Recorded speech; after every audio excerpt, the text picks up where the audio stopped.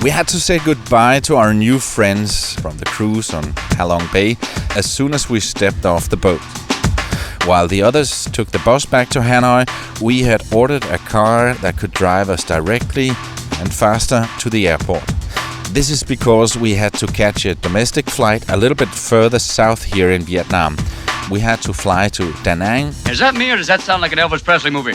Viva Danang, oh Viva Danang, Danang me, why don't they get a rope and hang me? Which is very close to our next stop, the charming little town of Hoi An. And this is the Radio Vagabond podcast. Meet Palle Bo, a digital nomad from Denmark on an epic journey around the world. At the age of 50, he made a bold decision. He sold everything, his house, his car, his furniture, and set out with a quest to visit every single country in the world, documenting everything along the way. This is the Radio Vagabond podcast. This episode of the Radio Vagabond podcast is brought to you in part by Hotels25.com. It's a website that compares all the top travel sites in one simple search. You'll find exactly what you're looking for, and it will always give you the best price without having to spend a long time searching all the different sites. No booking fee, no markup. Hotels25.com, it's best price guaranteed.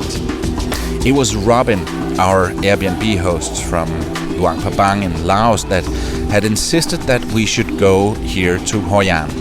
You remember Robin, right?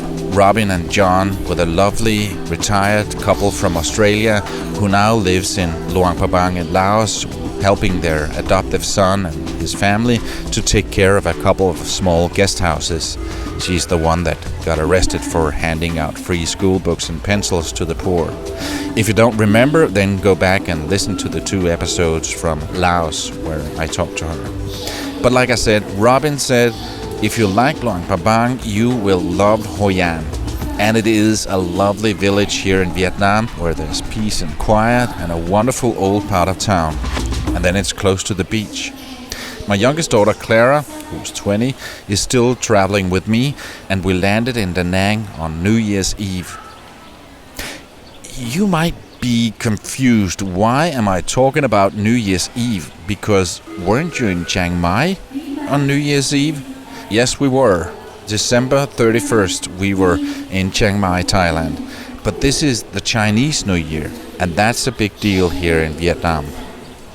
We had found a lovely, small, family-owned guest house here in Hoi An, and they had made an arrangement with a driver that would pick us up at the airport and drive us the around 20 kilometers here to Hoi An. So there was a smiling Vietnamese guy with a sign that had my name on it when we went out into the arrival hall.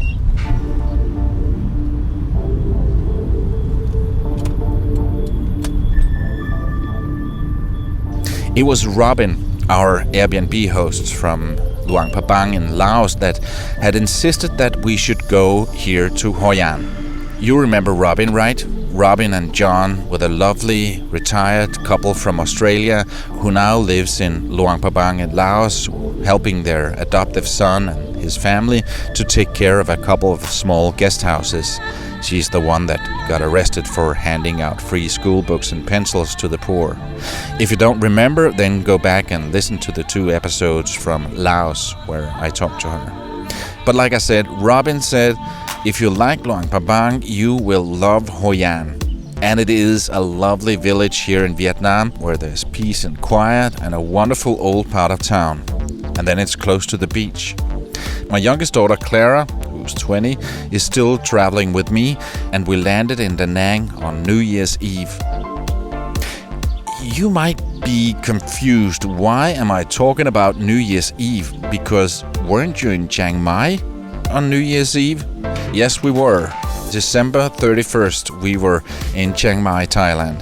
But this is the Chinese New Year, and that's a big deal here in Vietnam. We had found a lovely, small, family-owned guest house here in Hoi An, and they had made an arrangement with a driver that would pick us up at the airport and drive us the around 20 kilometers here to Hoi An.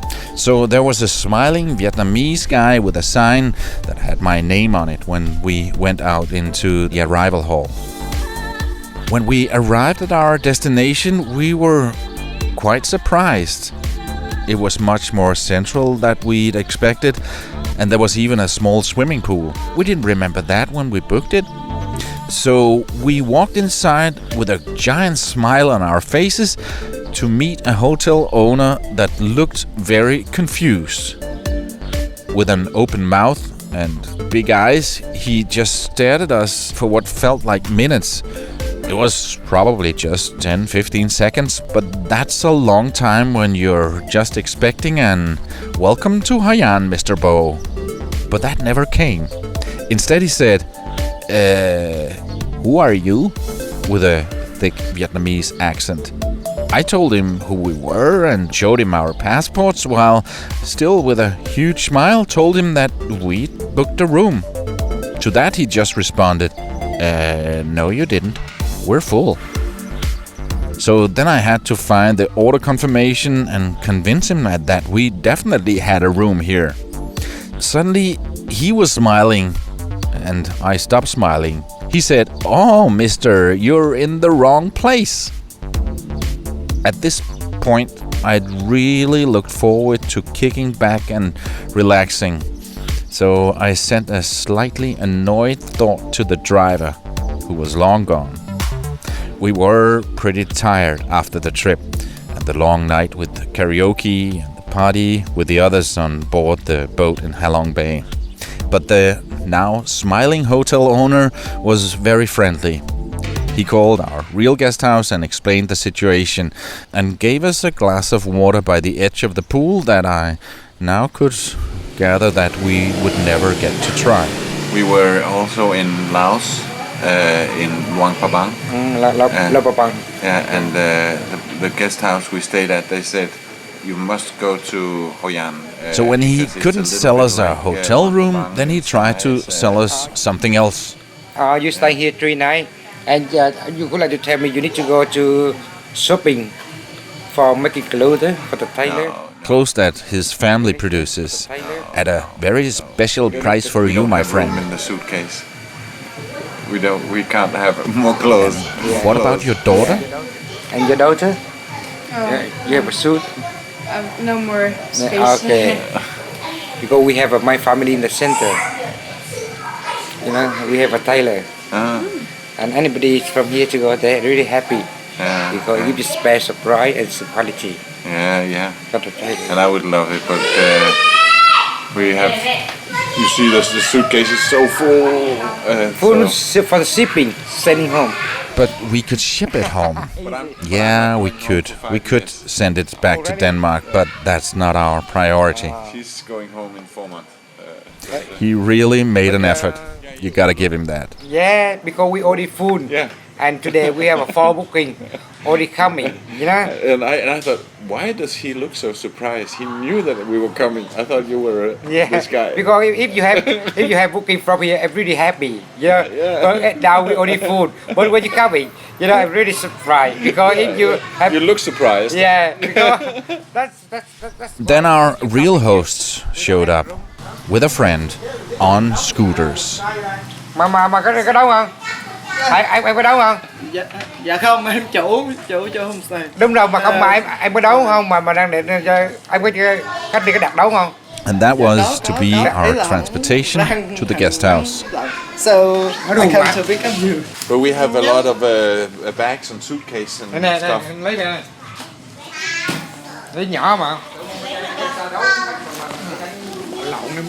Maybe you could take my daughter so she doesn't have to go in with the... Okay. Thank you so much. Nice meeting you. Maybe see you next time. If you free time. I feel fast now. Yeah.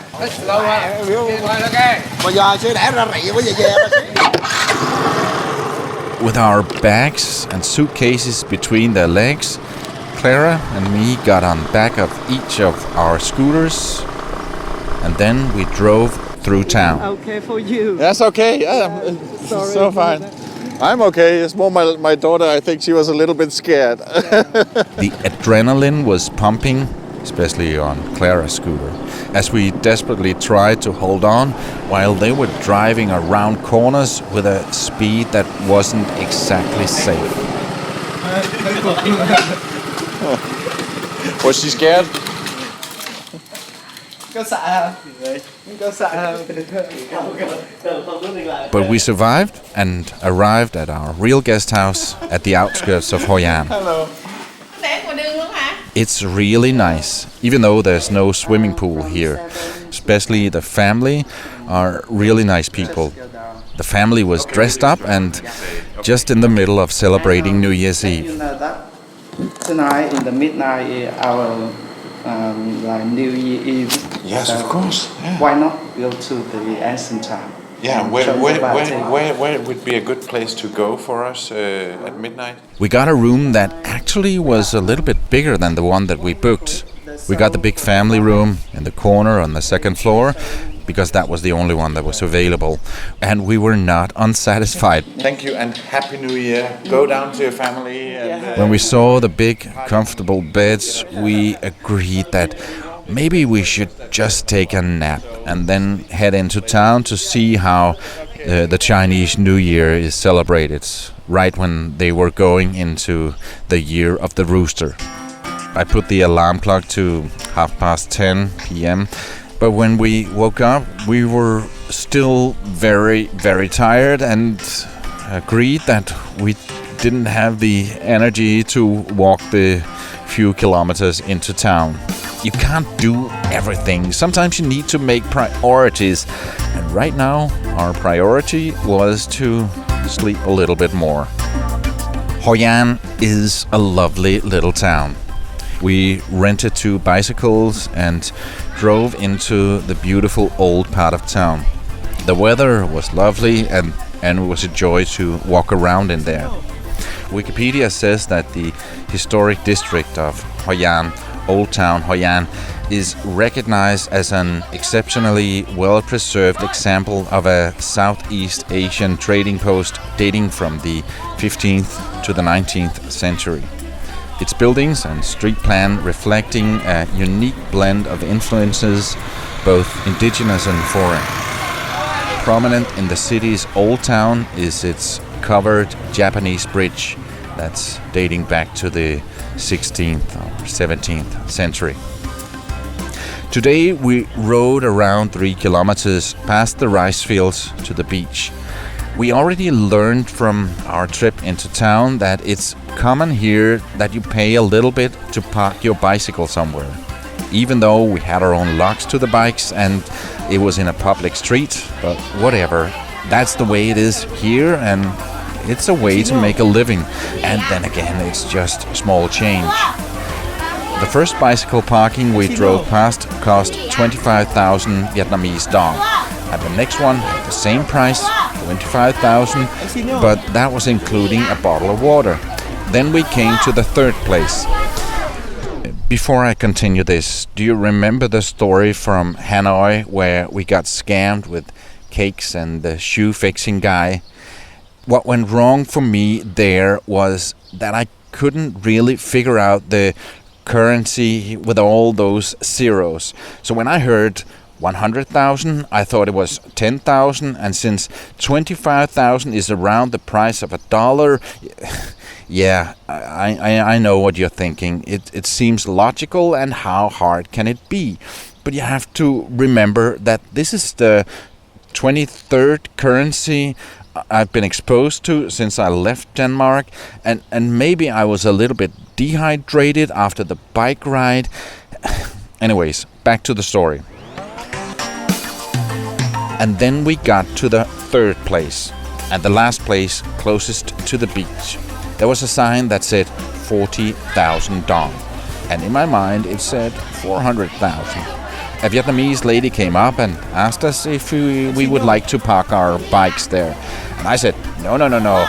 Right down there, it's only 250,000. And they would even give us a bottle of water. Immediately, without any hesitation, she said, all right, 250,000 and a bottle of water. And then she called her husband on the phone and probably saying, bring a bottle of water now before this crazy guy changes his mind. Well, maybe she didn't say exactly that, but I should have been more suspicious when she accepted my price so easily. No haggling at all. But as I'm sweating in the heat, all I'm thinking is, oh, finally I learned how to hackle. I patted myself on the back and paid the 250,000 dong. It wasn't until we were leaving with a giant bottle of water in my hand walking to the beach. It was 250,000, not the 25,000 like the other places. So it was $10 and not $1. I was so angry, mostly at myself for falling for the exact same scam again. It's not like the $10 is going to make me go bankrupt or anything, but I can't help being mad at myself for letting myself be swindled again in the same dumb way. Yeah, I know, she didn't swindle me, but she didn't correct me either. It was so obvious that I was making a mistake. So it was very nice to go down to the beach and have my head cooled in the ocean. In the few days we spent here in Hoi An, we also took a trip to a place called Marble Mountains. It's a cluster of 5 marble and limestone hills located just south of Danang city here in Vietnam, around 18 kilometers north of Hoi An. All the mountains have cave entrances and numerous tunnels, and we climbed to the summit of one of the mountains and saw several Buddhist sanctuaries on our way. It's a beautiful place and a must-see if you're here in this region. But now it's goodbye to Hoi An and hello to Ho Chi Minh City, or as it used to be called, Saigon. There are a lot of countries and cities around the world that changes names, and I have a feeling that it's a bit of an insult if you use the old names, if you say Bombay or Peking or Burma, but right here it's in fact okay to say Saigon. That's what the locals they are still saying, even though the official name now is Ho Chi Minh City. I am still in Vietnam, and this is the Radio Vagabond podcast. Here in Ho Chi Minh City, we chose to stay at a hostel. You never really know what you get when you're staying at a hostel, but this is actually very, very nice. And it's a great way to meet other backpackers, because I guess that is what I am, right? We're staying in a room with 4 beds, and it seems like we're the only ones staying here more than one day. We seem to get new roommates every day. In the nighttime, we meet in the common room with all the other guys and have a beer or a cup of coffee and talk about traveling mostly. One of the guys I spoke to was Jos from the Netherlands. He told me that he was going to Singapore and that he was looking for a place to stay. He preferred to use couch surfing in Singapore, but he couldn't really find anything. So then I thought of Tony that I stayed with in Singapore. Tony has an extra room and he enjoys meeting new people, and he even told me that he was thinking about putting his room up on couchsurfing.com. So I sent a text to Tony, and a few minutes later he said absolutely, and 4 days later Tony and Jos sent me a selfie where they're standing next to each other laughing in Singapore. Tony was happy to meet Jos. Jos was happy to get a place to stay and a new friend in Tony, and I was just happy to be able to connect the two. One of the other guys here in the hostel is a young guy from France, and he's been on his bike all the way from France. My name is Jeremy, I'm from France. And one day, 11 months ago, you got on your bike, and now you're here in Ho Chi Minh City in Vietnam. Wow. Do you have any idea how long you've been riding on a bike? 18,000 kilometers on the bicycle computer. How far a day? On a normal day? How far? Normal day it's 100 kilometers, something like this.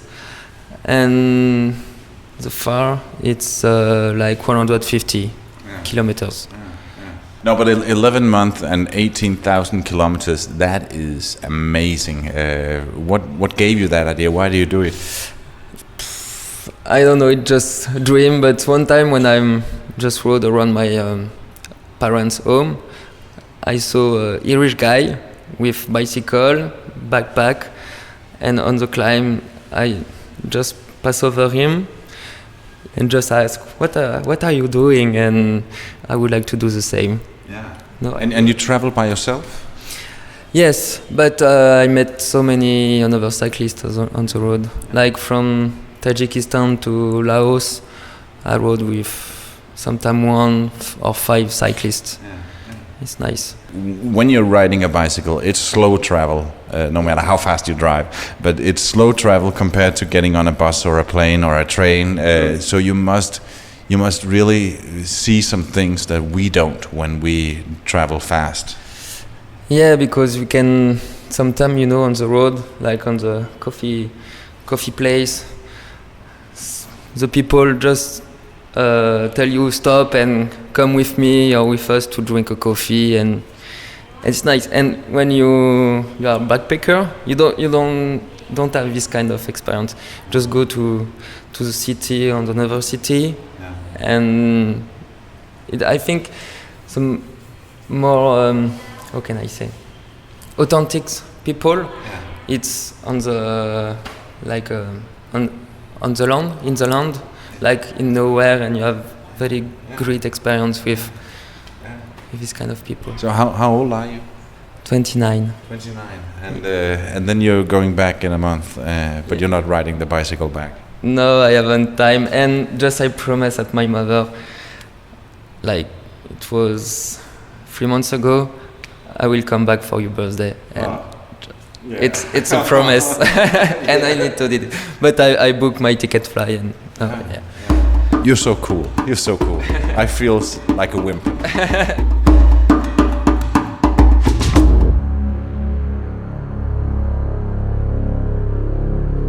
You can't avoid the fact that Vietnam has a gruesome history. So we went to the War Remnant Museum. It's run by the Vietnamese government, the winners of the Vietnam War, or as they call it, the American War. So we knew going in there that now we were going to see a different picture than what we have been used to from all the Hollywood movies.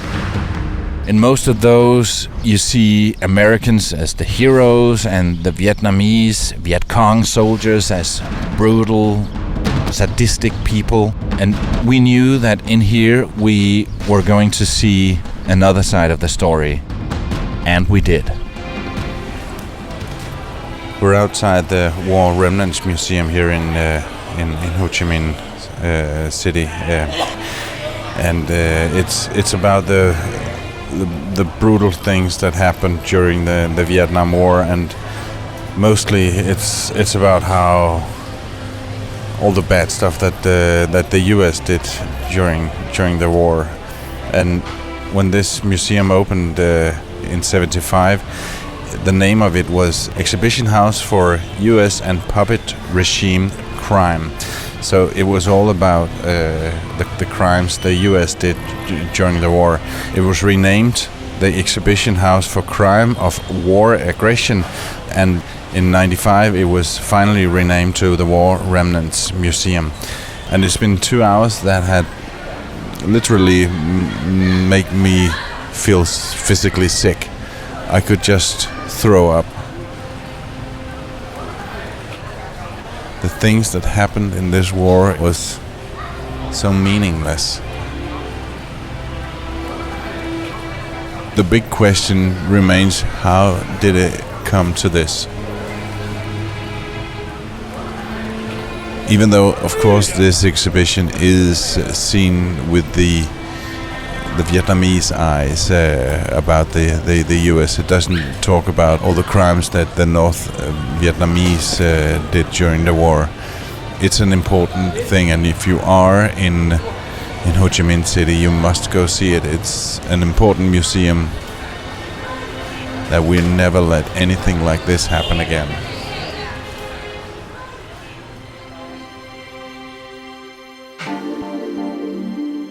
We're soon going to China, and I was planning to get a visa to China here in Vietnam, but that turned out to be a little bit more difficult.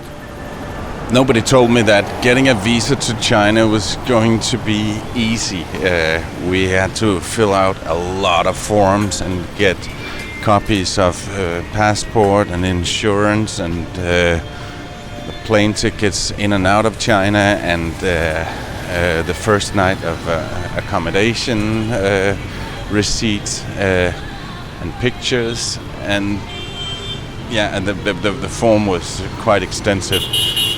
And then we went to the consulate here in Ho Chi Minh, Saigon, and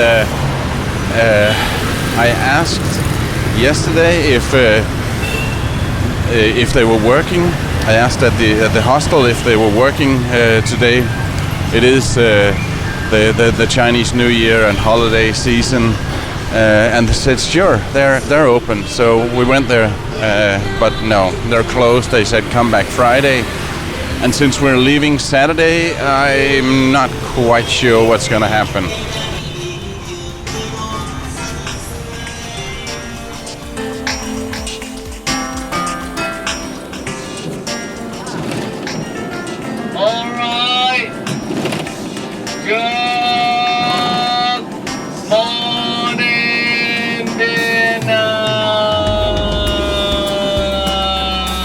Right here we're in a bus with a tour guide that is quite funny.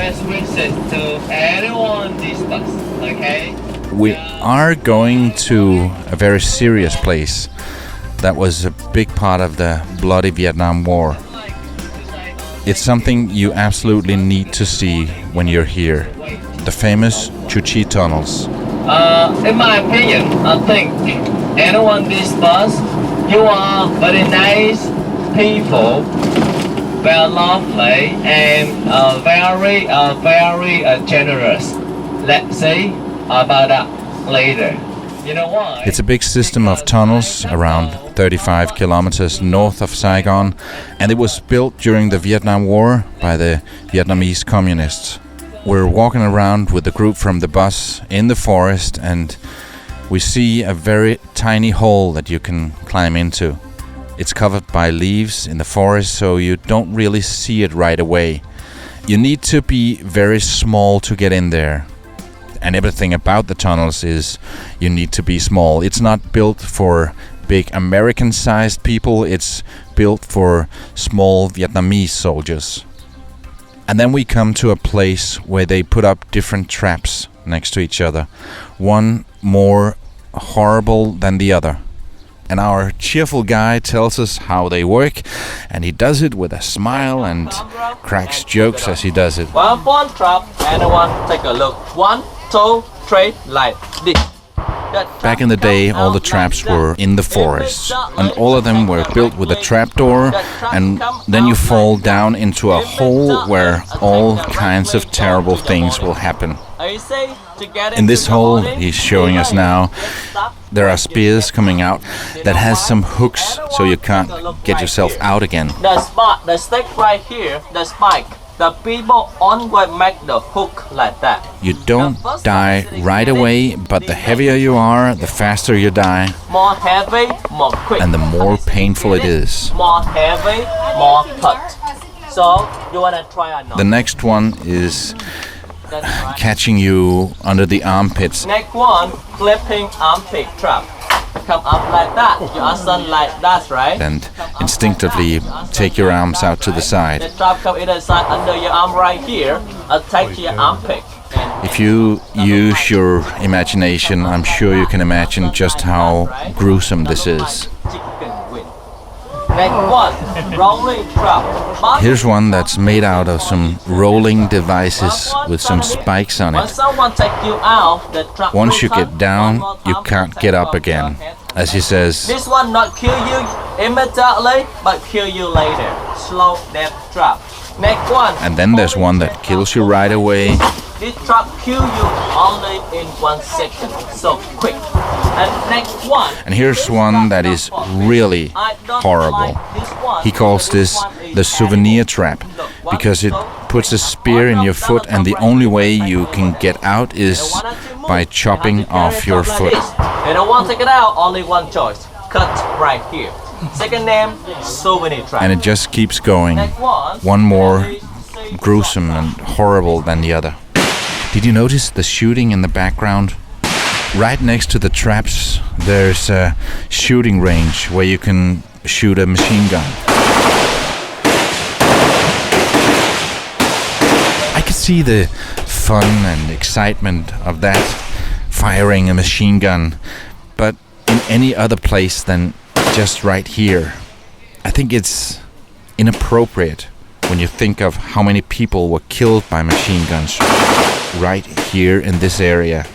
How much blood there's been spilled into the ground right here where they built a shooting range.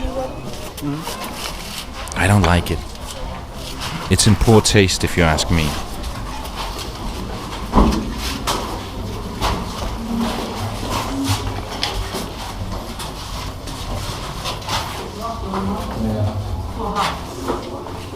But still, the Chu Chi tunnels are definitely a must-see if you're here in this area. And finally, we got to go into the tunnels. We're down to the tunnels right now, and it's getting more and more narrow. I have to bend down and walk like a duck right now. That's very tiny.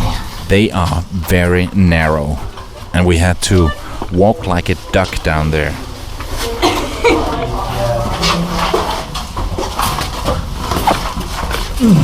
And you shouldn't be claustrophobic. There's an exit every 20 meters, so you can choose how far you want to go. Okay, which way? You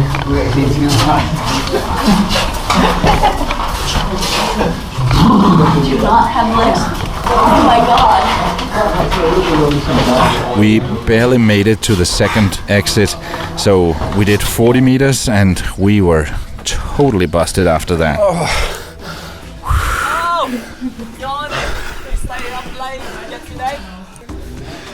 So we did 2 stops. We took the second exit. So I guess it was like 40 meters. I thought it was the first exit. I was just like. Can you describe it? I mean, I thought it would go on for longer. I thought it would be possible to like move for a little bit longer, but oh my god. Oh, good. That is one. What's your name? Okay. Oh my god. My legs. Okay, do more, please. Oh, good man, not good boy, good man. My brother, you made it. You still alive, survivor. Vietnam is a wonderful place. We've been to Hanoi, Halong Bay, Hoi An, and lastly, Ho Chi Minh City, all within 2 weeks. Before I go, let me again mention that this episode is sponsored in part by Hotels25.com. It's a website that searches all the major travel sites to find you the best deals on hotels and guest houses and hostels around the world. Hotels25.com, it's best price guaranteed. If you like this podcast, please subscribe in iTunes or the podcast app on your smartphone. You can see pictures, watch videos, and read much more on theradiovagabond.com. Pale can be reached for interviews and public speaking gigs on mail at theradiovagabond.com. Right now, we're off to our next stop, Cambodia, and we're so looking forward to that. My name is Pale Bo, and we gotta keep moving. See ya!